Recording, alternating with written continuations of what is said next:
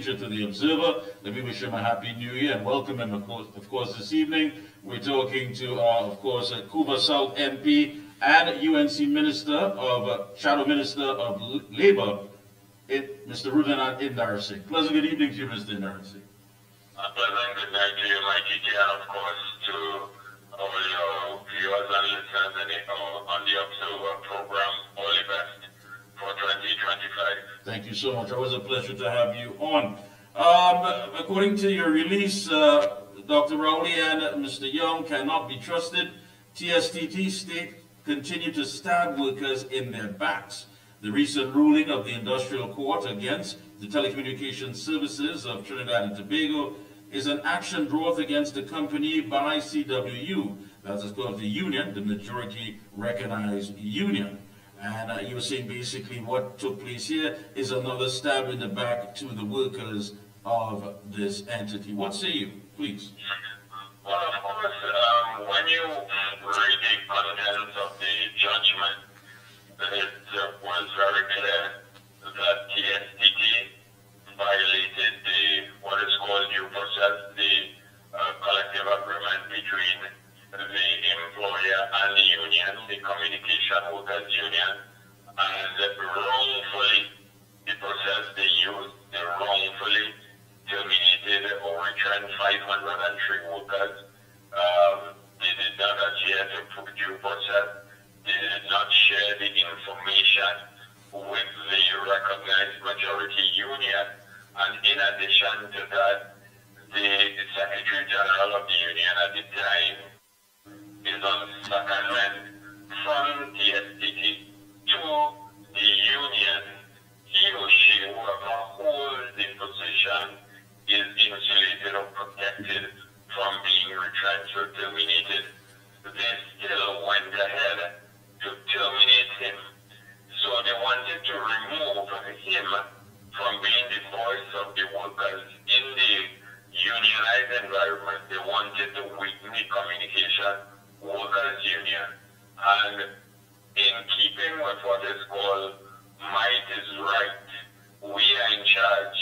And in spite of this being clearly spelled out in the collective agreement, which guides the relationship and also the labor laws of Trinidad and Tobago in the context of the Industrial Relations Act and the Retrenchment and Severance Benefit Act. If you are going to retrench 5 or more workers in the country, that you are obligated to inform the Minister of Labor and provide a list and so on of all who are going to be terminated.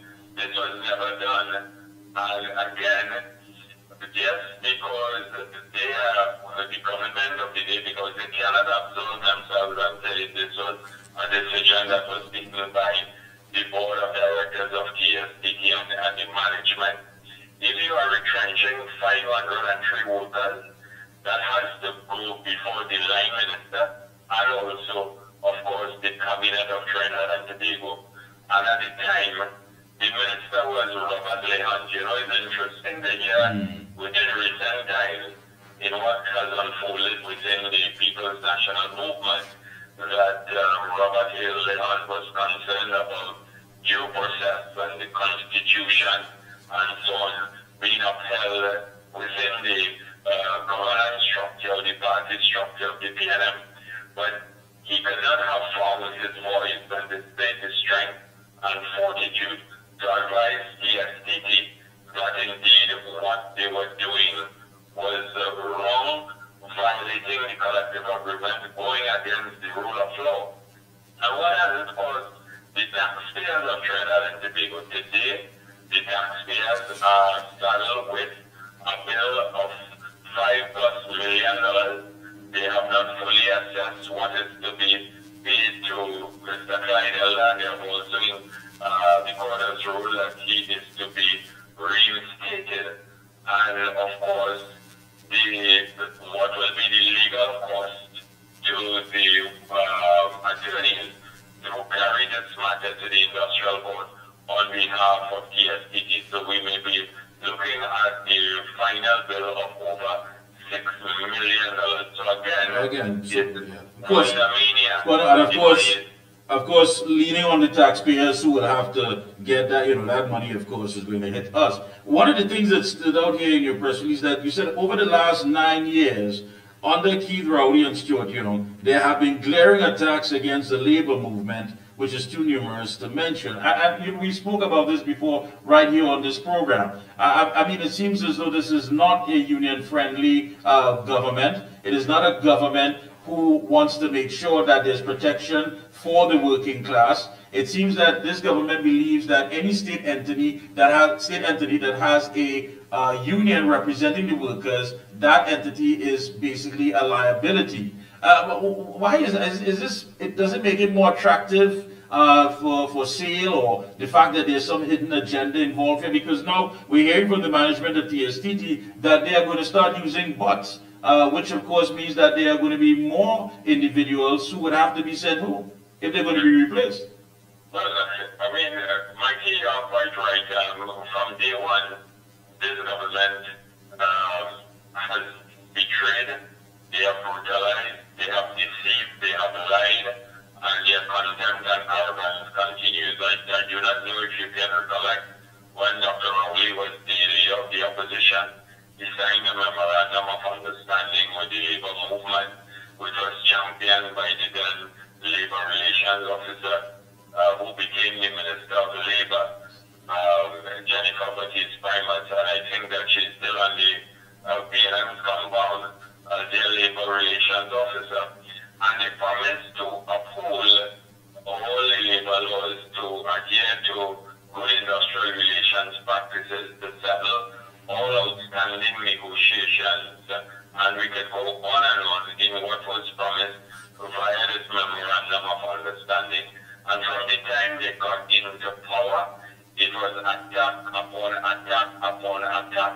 And this is why today I can tell you that over 120,000 persons have lost their jobs under the government of Prime Minister Dr. Rowley. And that is why I am saying that Stewart Young must not be trusted, because Stewart Young was part and parcel, an integral part of all this decision-making and policy positions that was taken, that were adopted by this government. He was more or less the second in command, the minister of everything.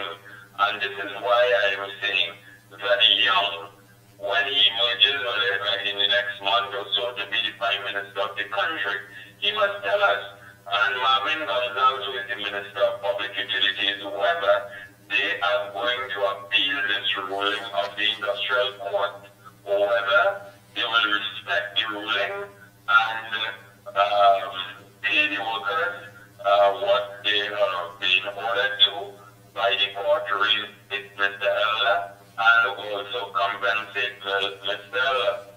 And in going forward, respect the Communication Workers Union as a recognized majority union.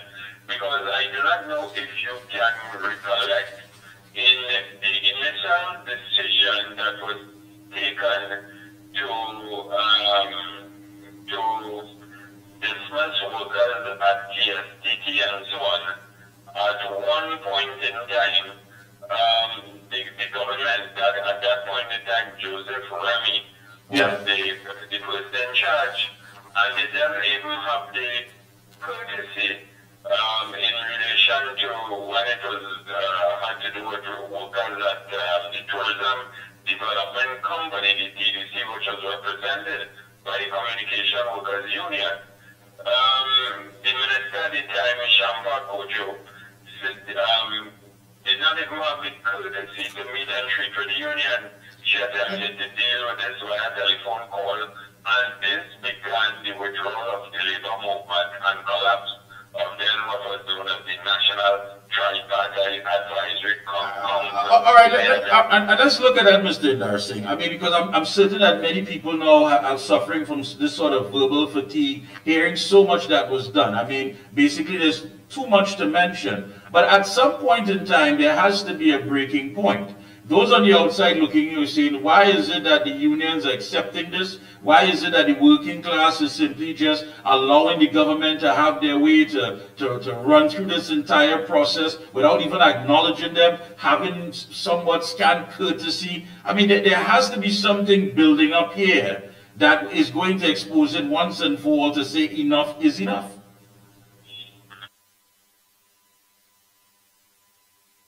These will come when the general elections it's called in this country, which is just a couple of months away. And I think that the People's National Movement will be removed from office with a unanimous victory going towards the United National Congress. All right, and let me ask you this. I want to just interject here, Mr. Darcy. I know you've been working with many of these representatives, what have you. You've seen what has happened to their lives. Those who perhaps were once employed at Petro-Trin, you have visited their homes. They've had a direct hit, especially the community. But there are still folks who weigh in and say, at the end of the day, these people are still going to vote the way that they are accustomed voting. Is the message, of course, is it reaching home? And one would think that there wouldn't be much of a drive to do so if these people are living this type of experience on a daily basis. They had medical care, they had coverage. That's gone. As far as being able to send their children to school, even for higher education, whatever money and savings they put aside, that's gone. But yet still there are people who still are saying, listen, at the end of it all, these people are going to go right back and say, you know what, we are going to vote against our interests. Have you seen anything to say that really and truly that's not going to happen in this case? Well, as I said, I am firm in my undertaking here this afternoon that the leadership of the party and the United National Congress under Mrs. Kamala Prasad is a government that was a political party that was born out of the labor struggles. We have always been on the side of the people.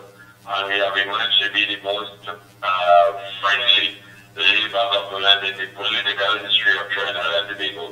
We settled 135 outstanding negotiations.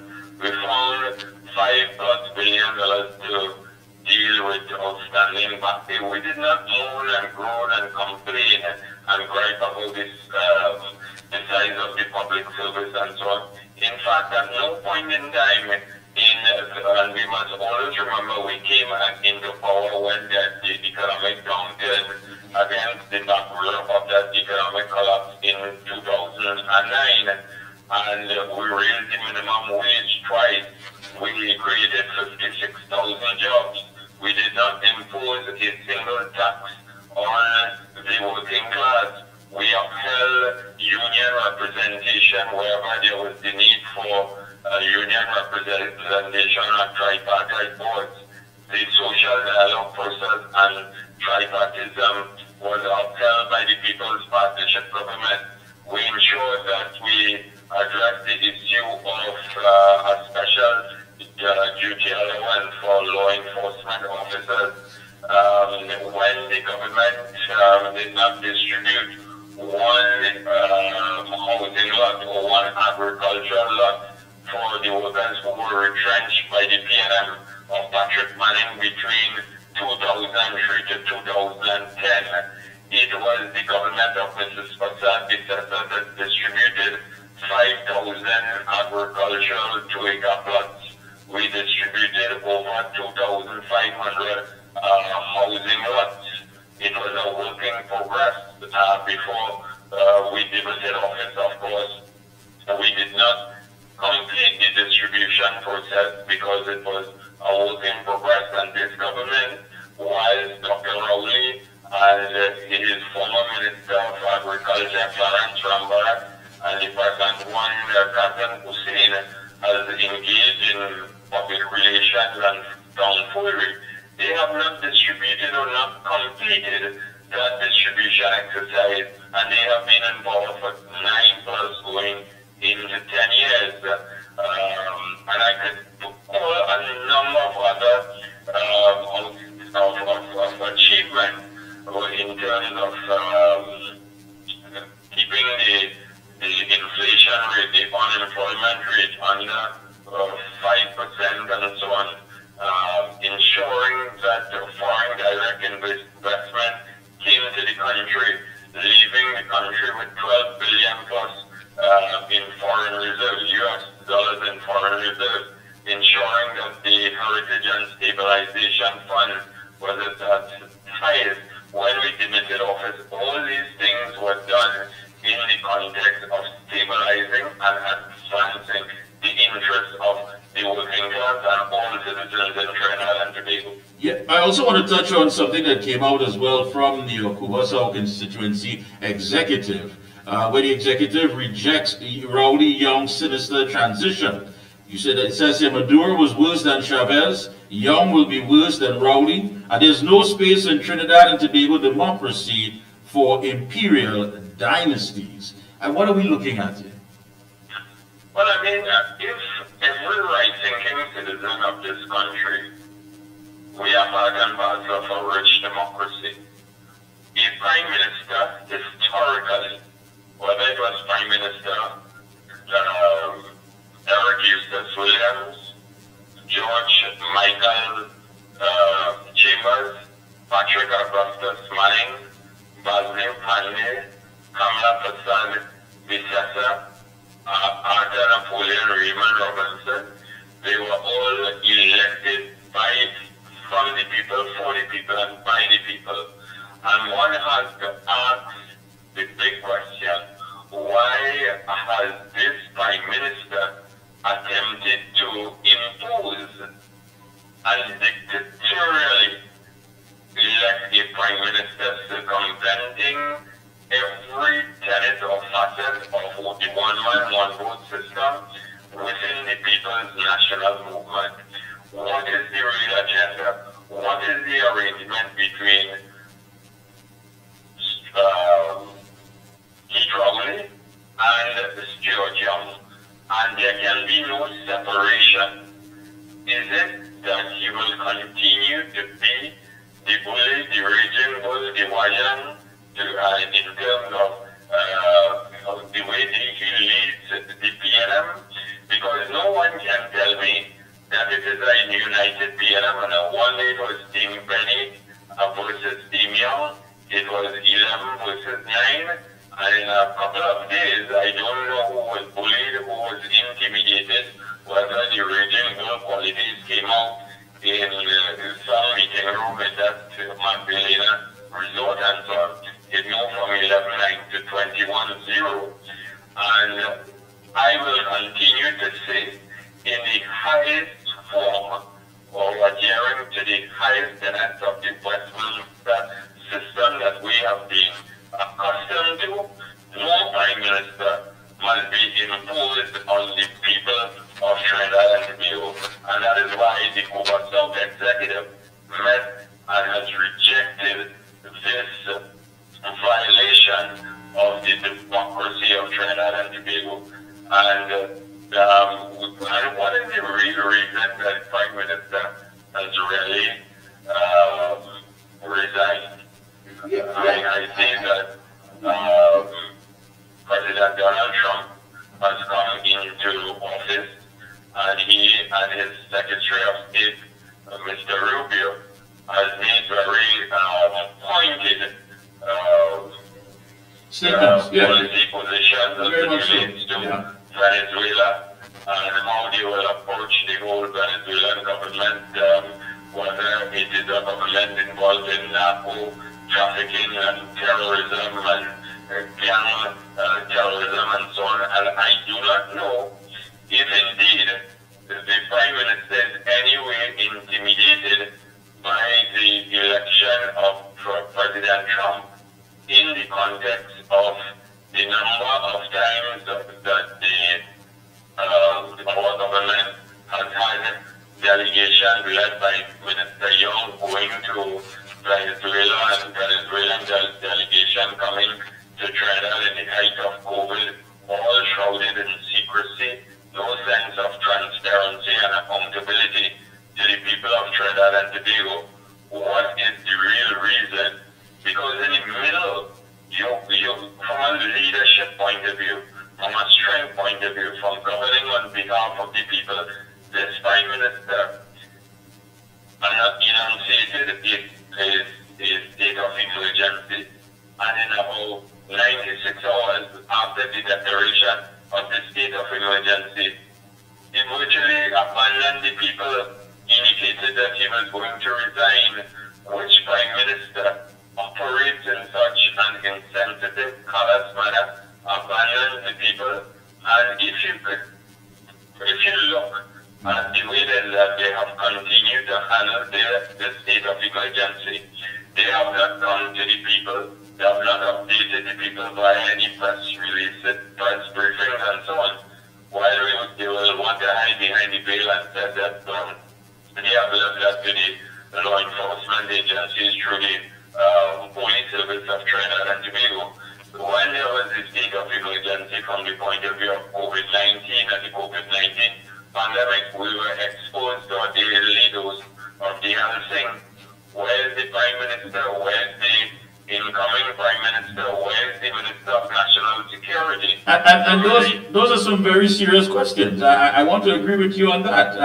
And looking at it for what it really is and how it's playing out, if it is that the decision at the polls are not made in the interests of the people, then what are we looking at? Because even make some of your comments that you said about the new Secretary of State, the U.S. Secretary of State, Mr. Mark Rubio, he refuses to recognize, along with his the President, Donald Trump, recognized the governance, or whoever is there, Mr. Maduro, at the helm of the affairs of the people of Venezuela. He's made it clear that it is not a government, but instead it's a narco-trafficking organization, and that they will pursue them as such.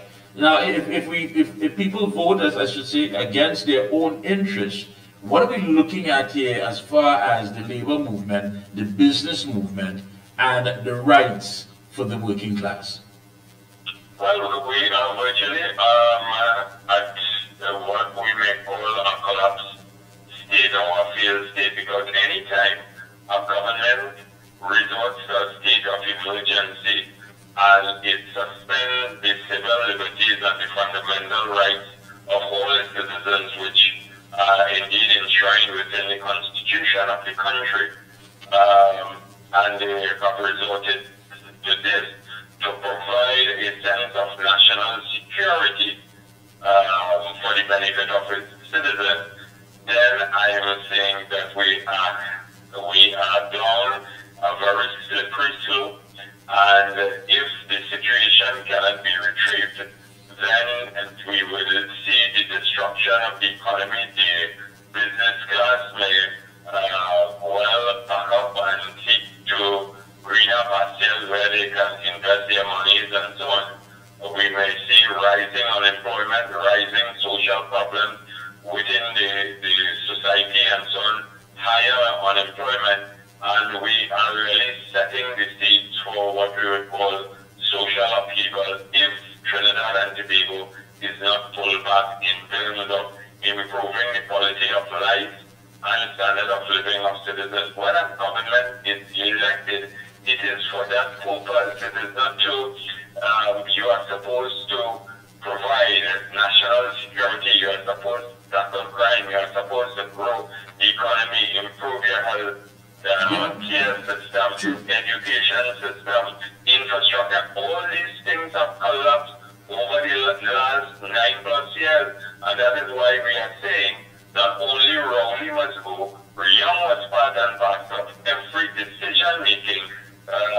Al-Rawi, Sidaran, D.L. Singh, Hines, Camille Robinson, Regis, Marvin Gonzalez, the whole pack of them must be sent home. They were all there. Closing comments, Thursday, pavement report, United National Congress pavement report. Go ahead, what's taking place? This is taking place in the constituency of Cuba North, which borders the constituency of Cuba South. It is being hosted under the aegis of MP Ravi Rajaram, and of course this is part and parcel of the United National Congress preparing itself for the impending general elections campaign, and based on the directive of the political leader, the speakers on the platform will be lead Dr. Richard Sichern, the MP for Carnegie, and of course, it was MP Ravi Rajaram, and Councillor Vanessa Kusi, in whose electoral district the meeting is being held. It is opposite, is on the Perseverance Road, opposite for the purposes of direction and simplicity from a geographic point of view, opposite the residence of Councillor Alan Daxi Sipasad in Perseverance, and this will be a powerful lineup, and the UNC will be on the road again this coming Monday in the constituency of Chaguanas East, where we will convene our Monday night report under the leadership of Kamala Prasad Bisasa at the Kova, not the Kova, but the Chaguanas South Government Secondary School on Helen Street in Chaguanas. So the UNC is on the ground. The UNC is meeting and treating with the people of Trinidad and Tobago and the citizens of Trinidad and Tobago as we prepare to unseat the government of Prime Minister Dr. Keith Rowley and the People's National Movement. All right, thank you so much. It's always a pleasure to have you on. We'll be checking in with you periodically, and best of luck to you and your entire team. Thank you very much to you, Mikey. Continue to be the voice of the people as you bring to the people and show them the incompetence and the shortcoming and the anti-people's position which has been adopted by Dr. Rowley and his entire government for the last 9+ years. They cannot escape the fact, and whether it is Rowley or Young, it is the same old. Thank you so much. It's been a pleasure. Thank you. Take a short break. We'll be right back. For all top quality and affordable hardware supplies, no one beats Midland Hardware, located number 97 Eastern Main Road, Aruca.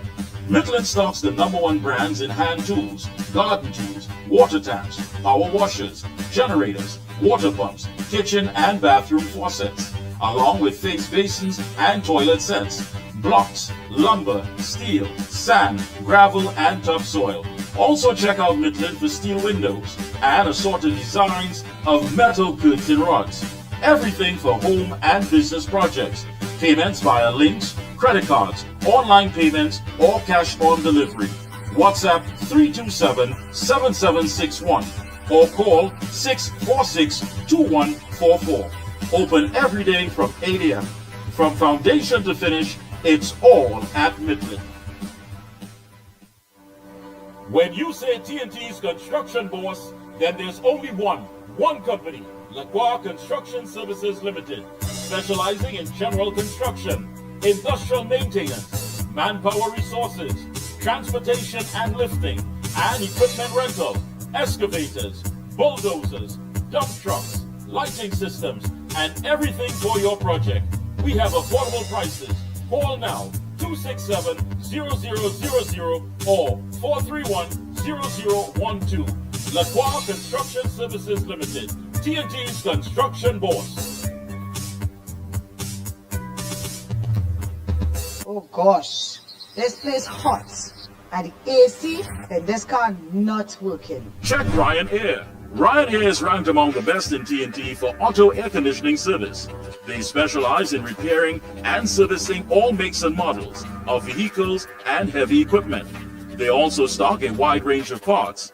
Give them a call at 640-5828 or visit them at number 41 Kane Farm Road, Tacarigua, or email ryanairac@gmail.com. For prompt and efficient service, look no further than Ryan Air.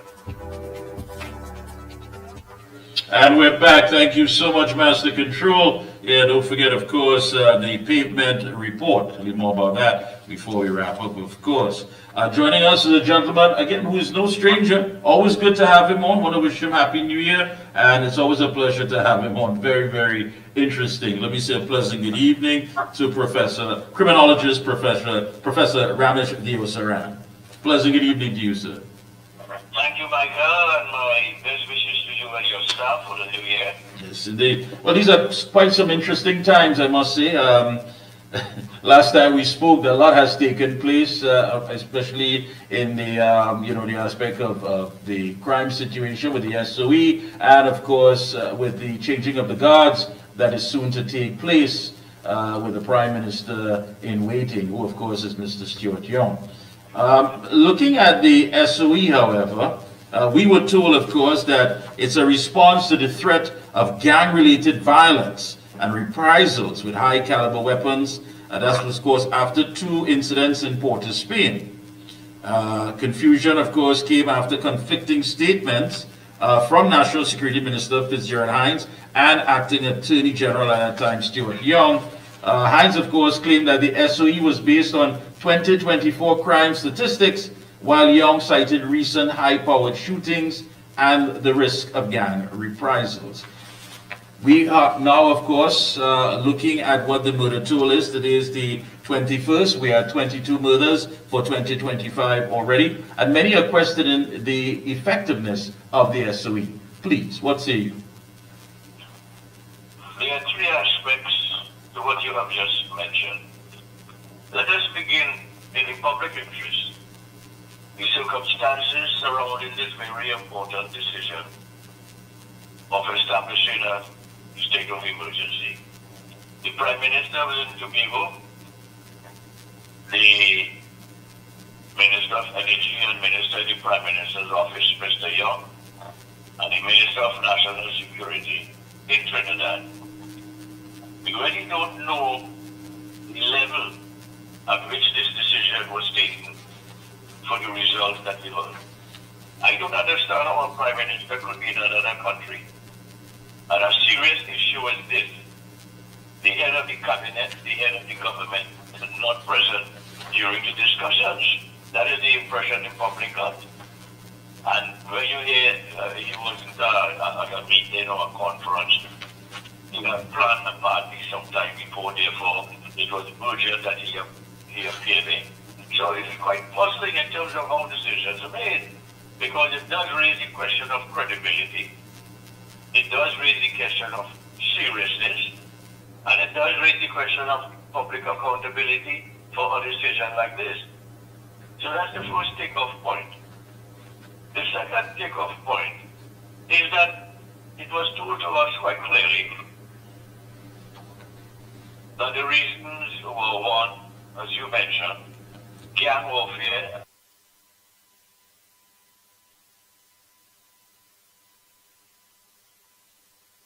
Of high-powered rifle and ammunition, AK-47, and so on.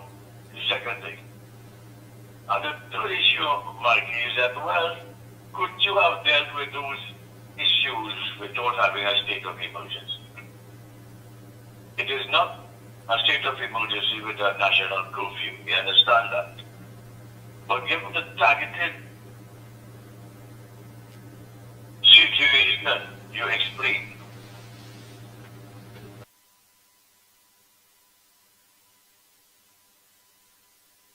of emergency could have handled those 2 related issues. But they felt it was serious enough, and that is not yet convincing. I know one man was shot at the Belmont police station, but the issue is not yet convincing. The third point, Mike, is, well, what is the result of it? You can't just tell me that the murder rate is a little less than it was last year.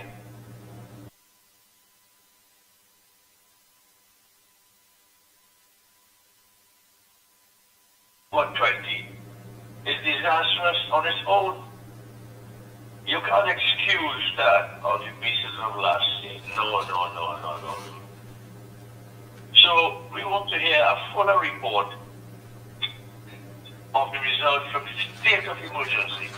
Not that you hold somebody for marijuana or you hold somebody for wearing soldier clothes and so on. Those issues really don't belong to the purpose.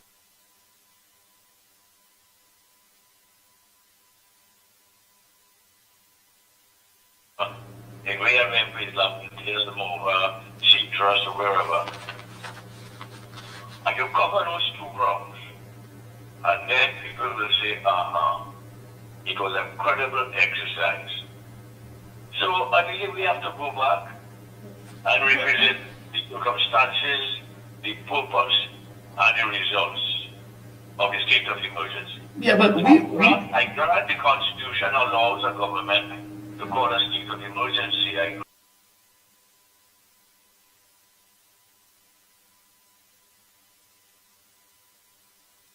Section 4 in the Constitution, freedom, privacy, matters of speech, and so on. So that is my.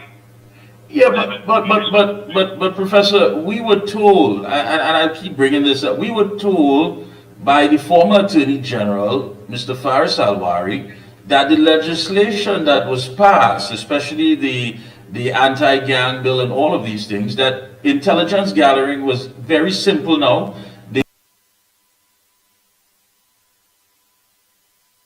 Legislation, there was a drop in membership of these gangs by 52%. That's what we were told by the former Attorney General after a period of time. He said, listen, this thing has worked effectively. We have seen a reduction in gang membership. We were told all of these things. Why are we now making full circle to deal with an issue that we were under the belief that, I mean, we knew we couldn't be under the belief because the figures didn't show that. The murders were taking place. I mean, it even expanded to extortion and kidnapping and all of that.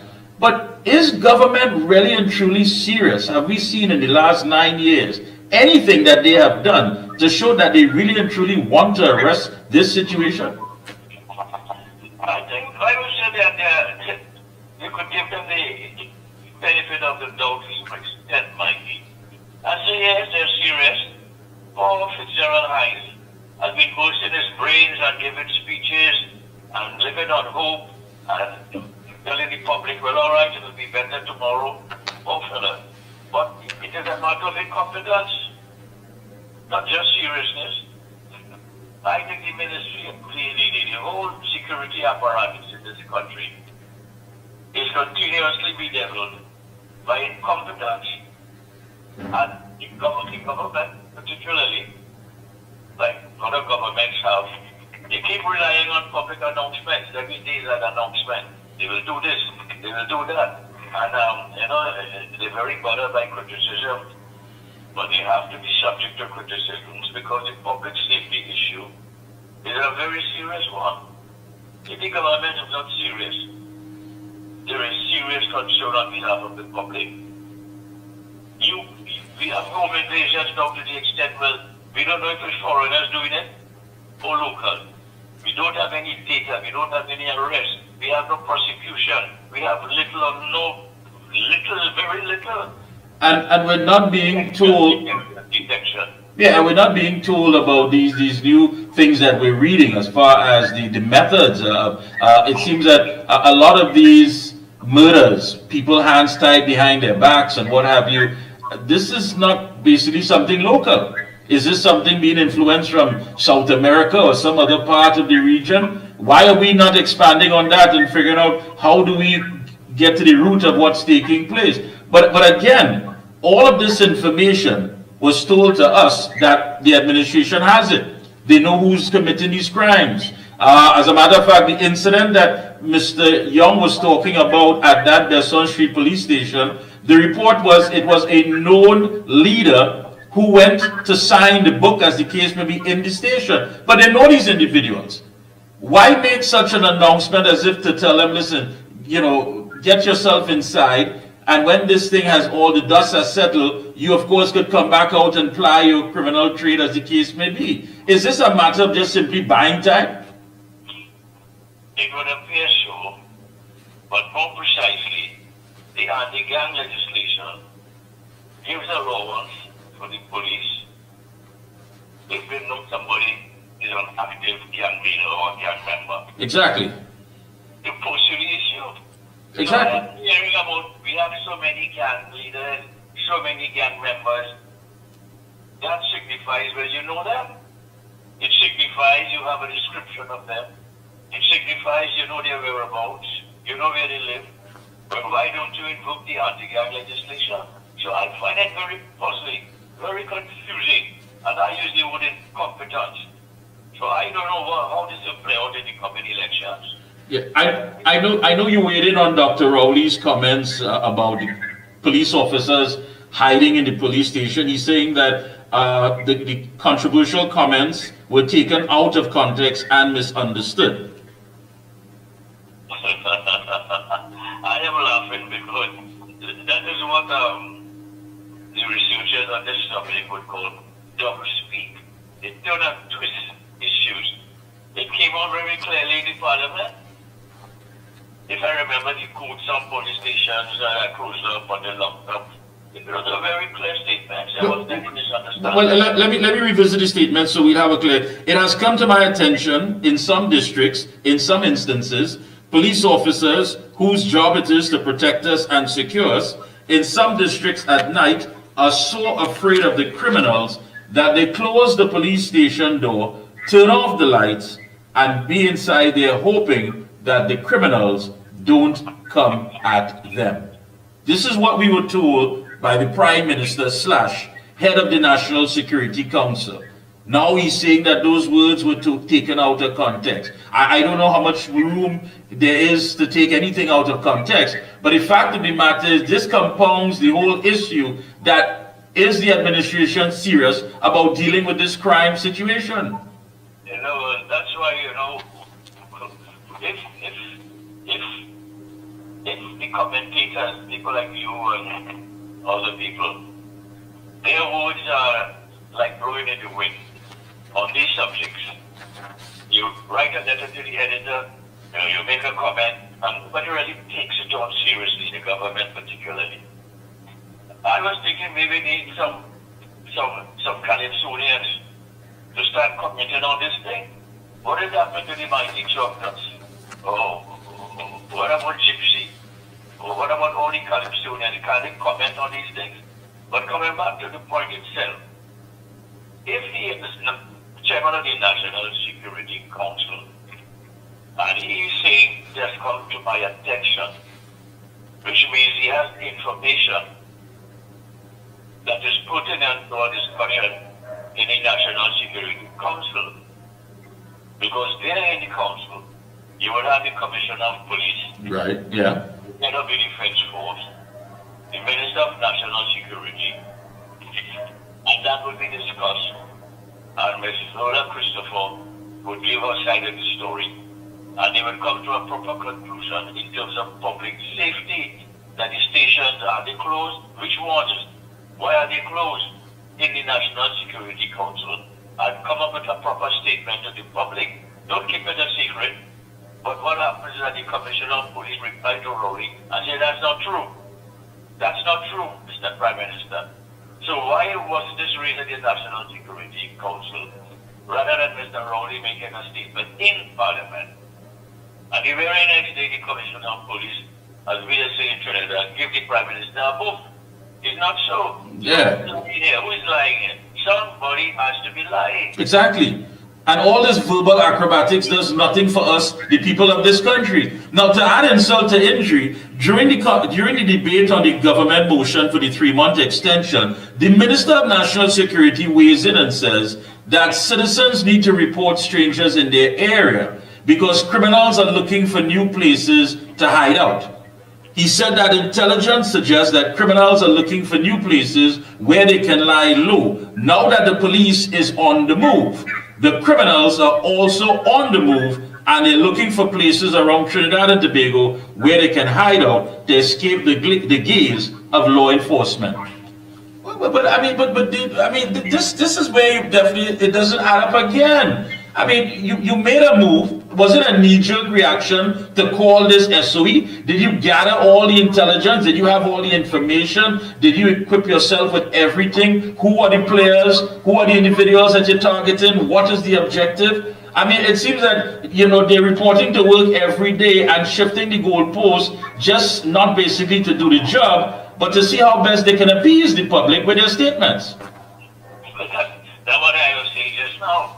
They make these announcements, and the media itself, every announcement they make, whether it's credible, whether it's redundant, they say the same thing last week, they get very big headlines. Very big headlines. an intelligent commentary on the issue. You see it in page 7 or 8, or even underneath the page, with these big headlines, so they have an escape clause. You can't be City Hall, that's what it means. Because when they reply to you, it's big, big, big, very graphic. So, in a position here where we are tied down. We are tied down. I know we have freedom of speech, free press and so on, but the dynamics are usually in favor of the government because of the office. So that's another issue. But you have to look at, maybe the press has to look at itself in such statements and bring some credibility, because you have a system now, you hear about Facebook and fact-finding, fact-checking. Maybe our media ought to do some more fact-finding and fact-checking too, and let the public know, as far as they can gather, what the truth is, especially in a place like this where police stations are closed and so on. Yeah, but people, you're right. I mean, the media is basically just lapping it up, taking a reply.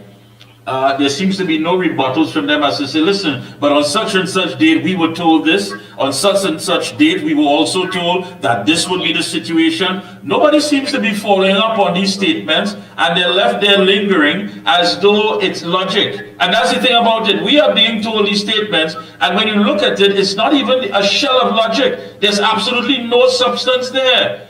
We are now being told, according to the Minister of National Security, again, Mr. Hines, that both of the country's hostile Cape-class patrol vessels are now back in service.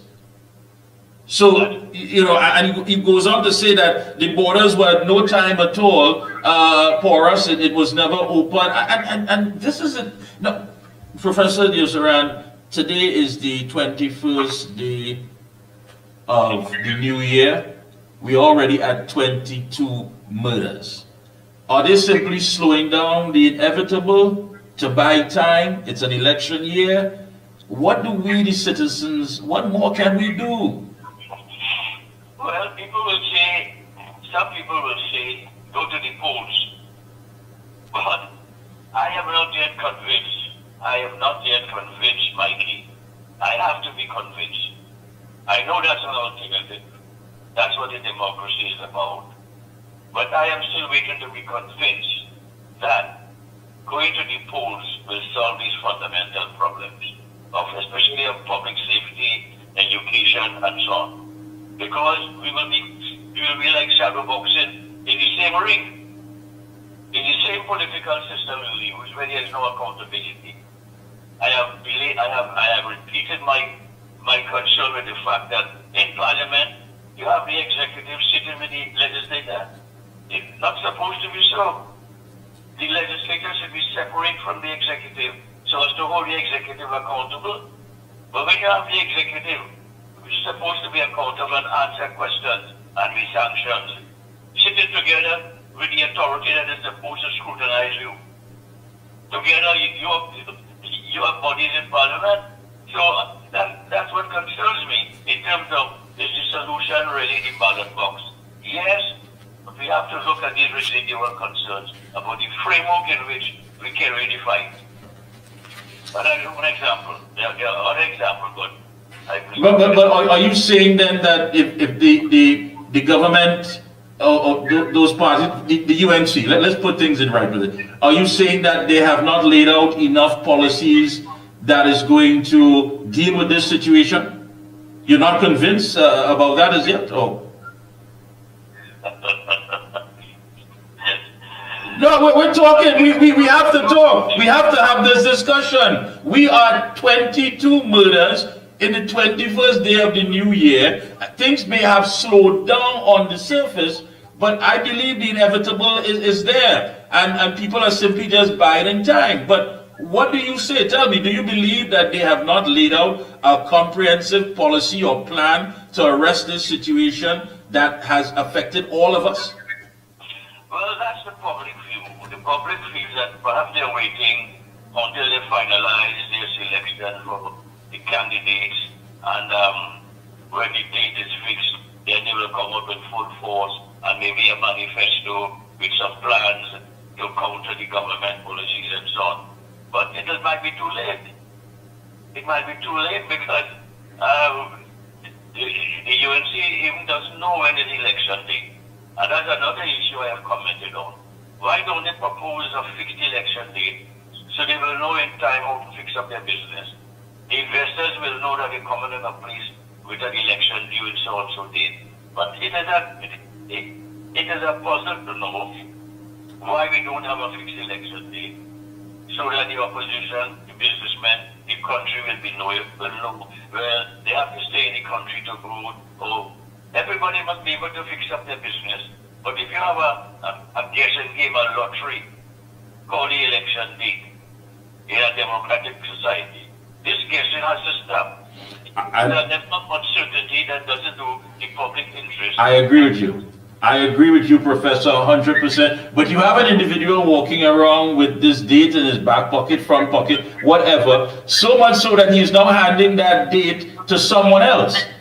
You know, I mean, you know, with all due respect, I mean, no one expected, including the UNC, that someone who basically wrote a book from Mason Hall to Whitehall would say, listen, I've had enough and I want to go. Nobody expected. We've had prime ministers in the past and they've all faced the polls. Whether win, lose or draw, they faced the polls. Now we have one who is saying, listen, I don't think I'm up to it, but I have someone else that can play my role and in my place. Well, he has thrown that burden of responsibility, of political responsibility, on the youthful shoulders of Mr. Young. And he has to be careful he doesn't create the impression that he's running away from the responsibility of what happened in the last 9 years. He has to be very careful that he doesn't leave that impression with the public, because you have to come and face the poll as Prime Minister for what has happened in the last 9 years. And if he gives the impression that he's running away, I don't think that will fit very well in his legacy, so to speak. Yeah. Yeah, and one could basically say, listen, you know, as much as the climate requires some sort of fresh mandate, someone is saying, listen, I have to get my business fixed up, because one side may be coming in and trying to rush in to serve the people, and you have one who may be there based solely on self-preservation. Yes, exactly. Yeah, yeah. So you ask yourself again, what is he running from? Well, he might be running from his facade business. Professor, I want to thank you so much again for taking time out and linking with us. It's always insightful. I wish it would have been better with this SOE and what have you, but it's quite clear that this thing was not planned out, it wasn't thought out, and now we have to face the consequences like every other decision that is made via VAPS, unfortunately. Yes. There are other things, Mikey, but maybe another time. Another time. We'll have a part 2 to this. Thank you so much again. All the best. Enjoy the rest of your evening. All right, Mikey. Thank you so much. Short break. We'll be right back. We're talking to Alan Ferguson. We'll be right back. Chronic inflammation is important for so many conditions that occur. I had a lot of pain 4 years ago. I used to have pain in my knees, in my hip. Taking it for arthritis. Omega XL saved my life. Then I started to realize, well, hey, I could use my hands, I don't have any pain. All in all, I am pleased to say that, you know, Omega XL. For all top quality and affordable hardware supplies, no one beats Midland Hardware. Located number 97 Eastern Main Road, Aruka. Midland stocks the #1 brands in hand tools, garden tools, water taps, power washers, generators, water pumps, kitchen and bathroom faucets, along with face basins and toilet sets, blocks, lumber, steel, sand, gravel and topsoil. Also check out Midland for steel windows and assorted designs of metal curtain rods. Everything for home and business projects. Payments via links, credit cards, online payments, or cash on delivery. WhatsApp 327-7761 or call 646-2144. Open every day from 8 a.m. From foundation to finish, it's all at Midland.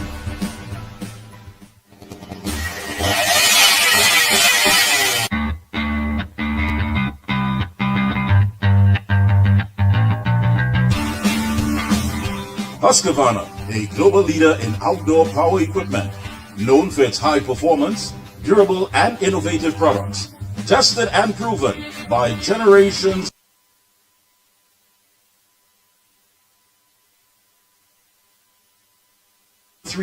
To find a dealer near you. Thank you so much, Master Control. We are back. Joining us, we have Alan Ferguson, the president of the Trinidad and Tobago Scrap Iron Dealers Association. Happy New Year. Good evening to you, Mr. Ferguson. Good evening to you and good evening to your viewers and Yes, indeed. listeners. 1 second. Let's just tell them about what's happening tomorrow. Master Control, please run that, please. Big day tomorrow. And Tobago proudly presents the grand return of the Crime Talks and Hamper Drive, first for the year, on Wednesday, the 22nd of January. At 10 a.m. This time, we gather at the basketball court train line, Marabella. Look out for powerful words from the Scrap Iron Dealer President himself, Mr. Alan Ferguson, along with Pastor Dutton, Rondell Fields, Garth Griffith, and more from the community. We also have ACP Ramsaran and officers from the task force and Marabella Station. Expect an evening full of entertainment from Rayon Elborn, Jazzy Blaze, Mr. King, Anthony the Juba Charles, and Squeezy Rankin. The Scrap Iron Dealers Association of Trinidad and Tobago, Crime Talks and Hamper Drive. This time, we gather at the basketball court train line, Marabella. Program starts at 10 a.m. See you there.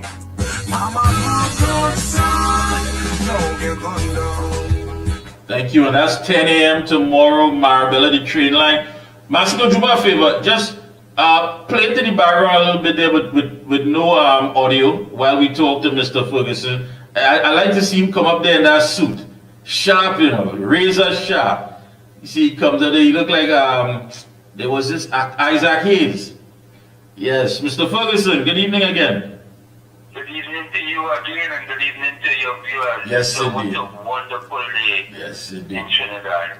So tomorrow, 10 a.m., Marabella, the train line. Tell us, I believe there's hampers and there's also going to be some other people, Mr. Garth Griffith, along with Pastor Dutton, Rondell Fields, and a list of entertainers and what have you. What's the objective here? I mean, I know you've been doing it for a while. Are you into the phase 2 of it now? What's going on? Yeah, and you know, we seem so in this country do the same things and get the same results. So we are about trying different things. You can't solve a problem if you don't know what is the problem. And the only way you can find out what is the problem is going to the community and talking to the youths and talking to the people in the community. If we think we could bring more guns and buy more bombs and build more jails and spend a lot of money and have a lot of different programs for the youth, sometimes they don't want to be there. Sometimes it's not about money, it's not about the programs, sometimes it's about abuse, it's about a child, a youth that lost his father, they been gunned down, while they were small and they interfere with their life all the time. You need to talk to that you need help, that you need people to speak with, that you to build back that confidence in life. And these things doesn't happen. And you think you can change all these problems by doing all these other things and we decided that we will go into the community, we will have the hamper drive. That is just the program to get the names and do all what we need to do and show them that we love them and we can talk to them and then we build our database that they can contact us and we can talk to them on a one-on-one basis and we can try to bring the community and bring love. And the team is tomorrow in Marabella is we want to kill you with love, you know, because we don't want to kill nobody with no gun. We want to kill you with love. Love is what build homes. Love is what build communities. Love is what build country. When you love one another, when you care about one another, we used to do that when we were small. We used to love neighbors. We used to love brothers. We used to you want to do something. We trust so we help you. You take the first hand. You build your house. You buy your car. These are the things that we used to do, and we want to bring back that. The communities that we go in, they don't have no hardware, they don't have no drugstore, they don't have no grocery. We decided that we will tell them when we stop buying these guns and build the community with groceries, hardwares and drugstores and buy barcodes so we could get contracts. These are the things that we want to tell the community. It's not about just going and just showing up ourselves. How we could do this? We will work with all different organizations. And I understand that, Mr. Ferguson. I'm sure the people who are locked on and listening in their numbers, they understand that as well. Here you talk about love, here you talk about the community and all of that. But there are those who would say, listen, you know, why? I mean, you could stay in your comfort zone. Why get involved? I mean, the people who are elected to do the job, they don't want to do it. Some of them leave in. The main person say, look, I had enough. I had to go after so many murders. Today is the 21st day of the year. We already had 22 murders. So, so why? What inspires you to think that you can make a difference? Yes, you see, that is what it is, because we always have this feeling in life is that there's only the politician could do it. Long ago, we could adjust people. Long ago, we could do it, and I think we need to come. The only way we could pull back the country is when we all decided that, listen to me, we only depending on politicians and they're failing us. They're failing us. I know some people don't like their right, but it's failing us.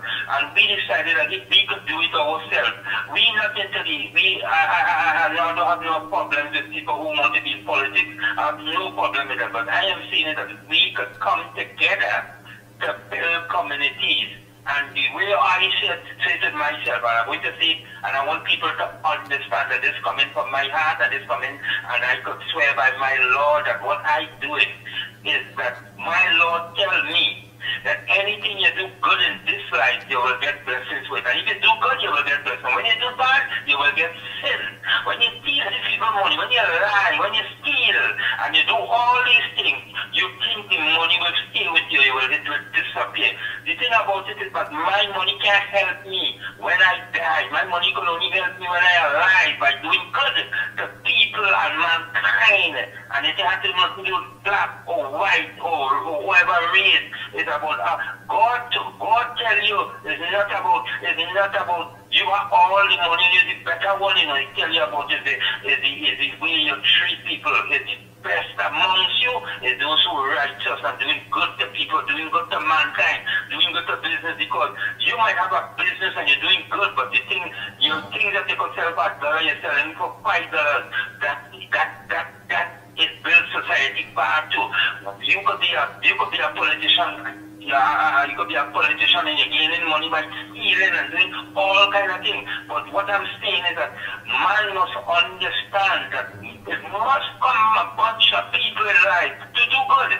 Good is something that we can understand. Let me tell you something. I agree with you, Mr. Ferguson. But the thing about it is that your heart lies in the right place for the people, the love for the people, but there's no budget. You have no budget for that. The elected officials who have you that make up the government that sits in cabinet, they are allotted a lot of money to take care of the same things that you are trying to take care of. Your resources are limited. So there's no way you can circumvent that and don't act as though there's an 800-pound gorilla in the room. They have failed us to the point where people like you, people like you have to pick up the mantle and do the job. Is that fair? My Kike, what you're saying is the truth, and what you're saying is good. But I want to tell you something, I want to tear you back. Let me go back to Malcolm X. Let me go back to Mahatma Gandhi. Let me go back to all the people that came for, when they was fighting for poor people, you think the government that they was helping them? You think all this was going on? Let me tell you something. When Noah was building the ark, Noah went to the people and tell them that he was coming to an end, you know. People still believe in most a madman. People believe that the money that I spend and I doing things, I might be a madman. I'm foolish, you know, because I'm trying to treat people. I'm trying to help people who don't need help. But they don't understand that all I could do is just do what my Lord tells me to do. And my Lord tells me to be good as a man, do good to mankind, do good to people. People don't understand that everything in life is get, take, rub. And all we want to do, and then some bunch of people must stand up and say, listen to me, we want to make a change in society, or we could make a change, we started to do certain things, the people will come. Who who had to come, who had been touched with what I'm speaking about, who had to be feeling what I'm talking about, will come on board. They will help. Because people listen to this program. I know thousands of people listen to this program, and I am saying that if they had been touched a while, will I say it will come to help, because they understand why I'm saying is the truth. Because I deal with God, you know, me dealing with no evil, Satan, devil, you know. I dealing with, listen to me, my God tell me do good. That's my vision.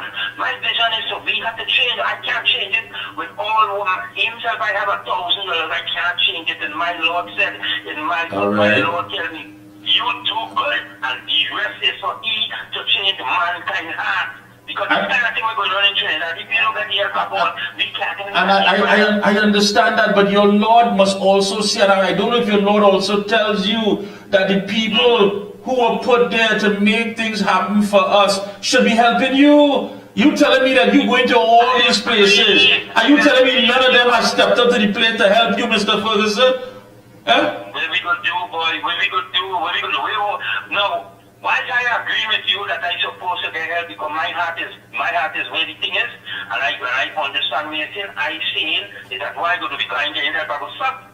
I can't stop. I have to pray that God open up the heart and they see the vision and they see what it is we're doing good and not discourage good. That is what they must see in Trinidad. Don't discourage good, because we don't align ourselves with evil. We say, you know what we say? Let us join together to do good. We say let us join together with people to do wrong, you know. Let us join together to be fair and do the righteous. And what we do righteous is to treat people good, help people. There are people, let me tell you something, there are people in this country, I tell you, I've been all over the ground. There are people suffering, there are people that have nothing to eat. There are people doing know what's going on, what program they can get in. They don't have TV, they can't buy a paper because they have money to buy food. They have a phone, they can't know what's going on, they're not on WhatsApp, they're not on nothing. There are people in this country like that. And why there are people making millions of dollars? Yes, we have to say the government is in charge, but there are people here in this country too that have millions and making millions, and they don't want to put out nothing to help nobody. And they depend on the same people. Because let me tell you something, the poor people in this country who spend the most money, you know, they're spending money every day because when they got $30, they want to spend it. When they got 30, when they get your pay, they want to spend it. The people want millions, there's only once a month they're spending money, and we don't understand that in this country, but we don't understand that. If we fix the poor, then you see, it's a plenty things will happen, you know, because you see, some of the things that are going on top. If we get people to understand to leave these people, no one no drugs to them, no one no guns to them.